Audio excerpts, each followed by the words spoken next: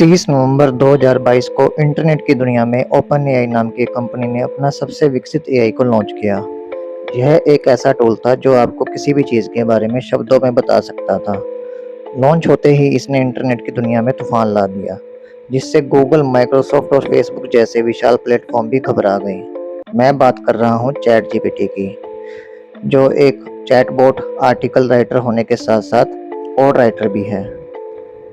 आप इससे जो भी पूछते हैं यह अपनी जानकारी से एक सुलझा हुआ जवाब देता है। इसके अलावा मिड जर्नी जैसे टूल भी हैं जो अपने आर्टिफिशियल इंटेलिजेंस से हर तरह की पिक्चर्स बना सकते हैं। आप कल्पना भी नहीं कर सकते, पर यह टूल एक एक्सपर्ट के बराबर काम कर सकते हैं, जिससे कई लोगों की जॉब भी जा सकती है। और बहुत सारे फ्रीलांसर और क्रिएटिव डिजाइनर लोग इसको लेकर काफ़ी चिंता में हैं। पर आखिर ये टूल कैसे काम करते हैं और कैसे ये इंसानों की तरह सोचकर लिखने और ड्राइंग करने में माहिर हैं, तो आइए जानते हैं आज की इस वीडियो में, जो आपको आर्टिफिशियल इंटेलिजेंस की दुनिया में लेकर जाने वाला है। अभी हम जिस समय में जी रहे हैं उसे एआई रेवोल्यूशन की एज भी कहा जा सकता है। पिछले कुछ महीनों से एआई आम लोगों के बीच में चर्चा और बहस का विषय बन चुका है। मिड जर्नी और चैट जीपीटी जैसे टूल की वजह से ही एआई इतनी जल्दी फेमस हो रहा है। लेकिन दुनिया में काफ़ी लोगों का मानना है कि इस चीज़ को अभी ही रोक देना चाहिए, क्योंकि एआई हमारे लिए भविष्य में जाकर काफ़ी खतरनाक हो सकता है। आज हम ना सिर्फ एआई के बारे में चर्चा करेंगे, बल्कि यह भी बताएंगे कि कैसे एआई भविष्य में इंसानों पर राज कर सकता है। आज का यह वीडियो बहुत ही इंटरेस्टिंग होने वाला है। मैंने यह वीडियो बहुत ही मेहनत से बनाया है, इसलिए इस वीडियो को बिना स्किप किए पूरा ज़रूर देखिएगा। सबसे पहले जानते हैं कि आर्टिफिशियल इंटेलिजेंस आखिर होता क्या है। जैसा कि इसके नाम से ही पता चलता है कि यह एक आर्टिफिशियली क्रिएटेड इंटेलिजेंस होती है। एआई मात्र एक सॉफ्टवेयर होता है जिसे आप किसी भी हार्डवेयर पर लगाकर उसे इंटेलिजेंट बना सकते हैं। आप एआई के जो भी रोबोट्स देखते हैं, वो रोबोट्स असल में बहुत ही मामूली होते हैं। उनके अंदर लगा एआई सिस्टम ही उनका मेन पार्ट होता है, जो रोबोट को इतना इंटेलिजेंट बना देता है। एआई को भी अलग-अलग तरीके से काम सौंपा जा सकता है और इसी वजह से इन्हें 3 अलग-अलग कैटेगरी में डिवाइड किया गया है। तो आइए जानते हैं ये 3 कैटेगरी कौन-कौन सी हैं। सबसे पहली कैटेगरी होती है आर्टिफिशियल नैरो इंटेलिजेंस यानी एएनआई। जैसा कि इसके नाम से स्पष्ट पता चलता है कि यह एक ऐसा आर्टिफिशियल इंटेलिजेंस है जिसे कि स्पेसिफिक काम करने के लिए ही डिज़ाइन किया गया है। दोस्तों, हम सब ने ऐसे काफ़ी मोबाइल गेम्स खेले होंगे जिसमें कि कंप्यूटर आपके साथ वह गेम खेलता है।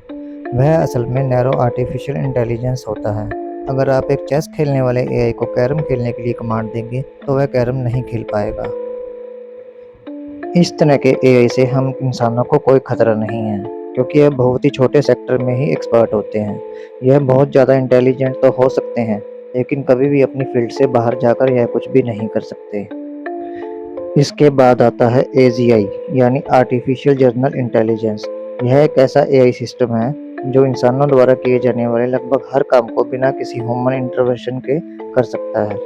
आपकी जानकारी के लिए बता दूं कि अभी तक ऐसी कोई भी एआई डिज़ाइन नहीं की गई जो कि इंसानों द्वारा किए जाने वाले हर काम, हर एक्टिविटी को परफॉर्म कर पाए। हालांकि भविष्य में ऐसा होने के बहुत ज़्यादा चांसेस हैं।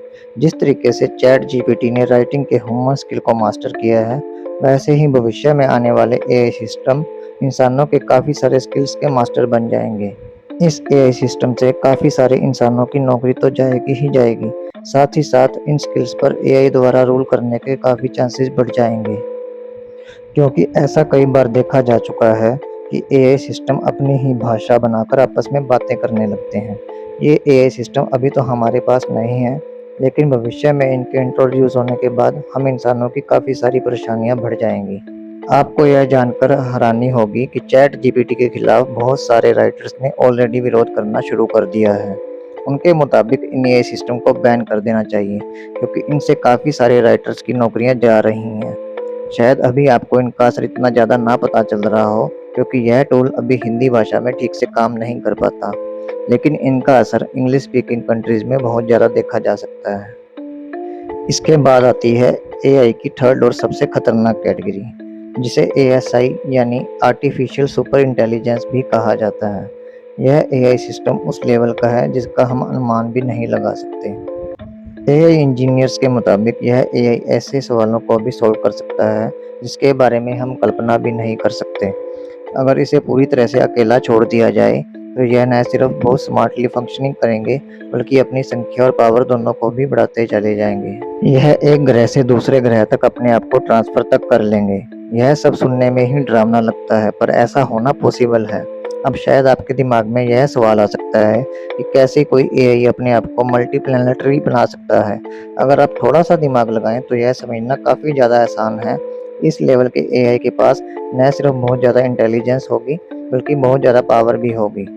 इसी इंटेलिजेंस और पावर का यूज़ करते हुए यह ऐसे रोबोट्स को क्रिएट करेगा जो कि फिजिकली काम कर पाएँ।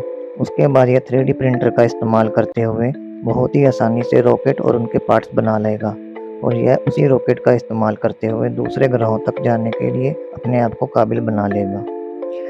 तेज इंटेलिजेंस होने की वजह से यह उन प्लैनेट्स के वातावरण को ध्यान में रखते हुए ही रोबोट्स के मटेरियल और उनके कंपोजिशन की सभी चीज़ों को डिज़ाइन करेगा। हालांकि वैज्ञानिक ऐसा मानते हैं इस तरह के एआई को हम आने वाले 100 सालों में भी डेवलप नहीं कर पाएंगे।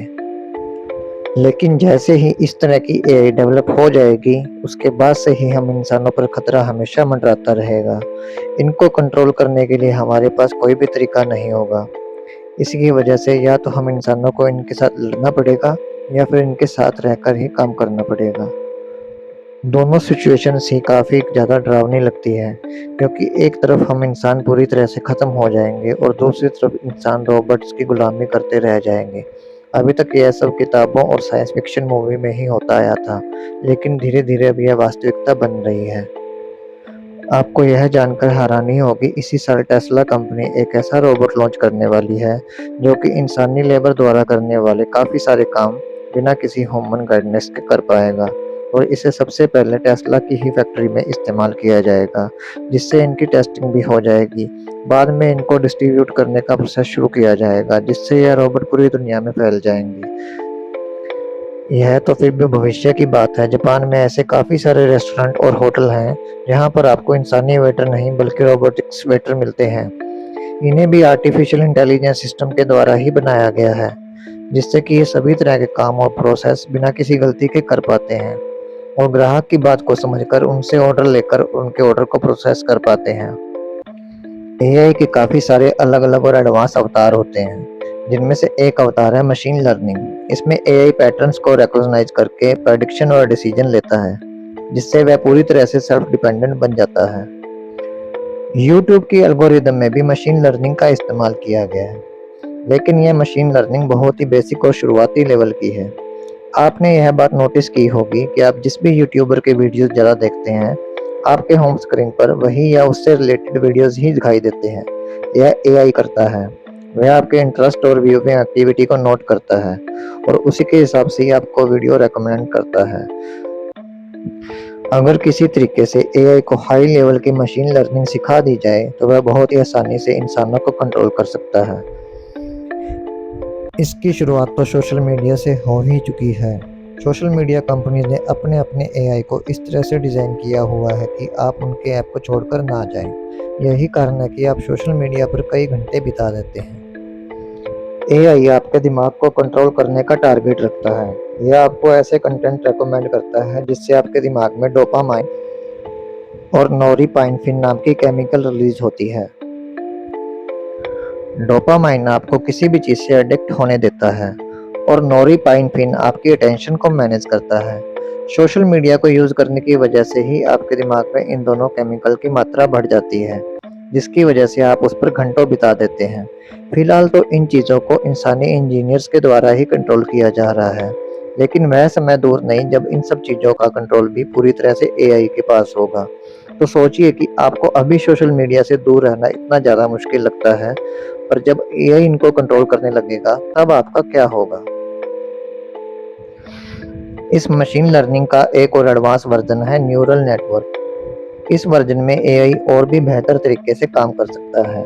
जैसा कि इसके नाम से ही पता चलता है कि इस तरह की एआई को न्यूरल एक्टिविटी को कॉपी करने का टारगेट रखा जाता है। इसका आसान भाषा में मतलब यह हुआ कि एआई इंसानी दिमाग की नकल यानी उसे कॉपी करने की कोशिश करता है। वैज्ञानिक ऐसा बताते हैं अगर हम अपने दिमाग में मौजूद न्यूरॉन्स की फंक्शनिंग को 100% तरीके से रिक्रिएट कर पाएं तो हम इंसानी दिमाग की भी एआई वर्जन बना लेंगे। हालांकि इस तरह के एक्सपेरिमेंट्स पर काफ़ी ज़्यादा एथिकल सवाल उठते हैं, इसलिए यह सब इतना आसान नहीं है। साथ ही इंसानी दिमाग को रेप्लिकेट करने का मतलब है कॉन्शियसनेस को रेप्लिकेट करना। अभी हम इंसानी कॉन्शियसनेस को खुद ही पूरी तरह से समझ नहीं पाए, इसलिए इसे कॉपी करके एआई में डालना तो मुमकिन ही नहीं है। हालांकि भविष्य में यह सब पॉसिबल हो सकता है कि मात्र न्यूरल एक्टिविटी को कॉपी करके कॉन्शियसनेस को क्रिएट कर पाएं। हालांकि एआई अभी जिस स्टेज पर है वो पहली और सेकंड स्टेज के बीच की ही है। अभी तक एआई केवल डेटा के आधार पर ही एक पैटर्न बनाकर काम करता है। इसके अंदर यह समझ नहीं है कि जो काम हम एआई से करवा रहे हैं वह काम आखिर है क्या। यह सिर्फ हमारी कमांड्स को ही फॉलो करता है। जैसा कि चेस खेलने वाले एआई को चेस के सभी नियम पता हैं, पर उससे यह पूछा जाए कि कैरम बोर्ड क्या है या किसी अन्य गेम के बारे में पूछा जाए तो यह कुछ नहीं बता पाएगा। वह केवल और केवल स्पेसिफिक काम करने के लिए ही डिज़ाइन किया गया है। यानी कि अभी हम इंसान जिस एआई को यूज़ कर रहे हैं वह बहुत बेसिक लेवल की है। उसके अंदर कॉन्शियसनेस नहीं है। वो केवल पैटर्न को पहचान कर ही आगे बढ़ रहा है। देखना यह है कि भविष्य में एआई कैसे आगे बढ़ता है और कौन-कौन से नए टूल्स इजाद किए जाते हैं।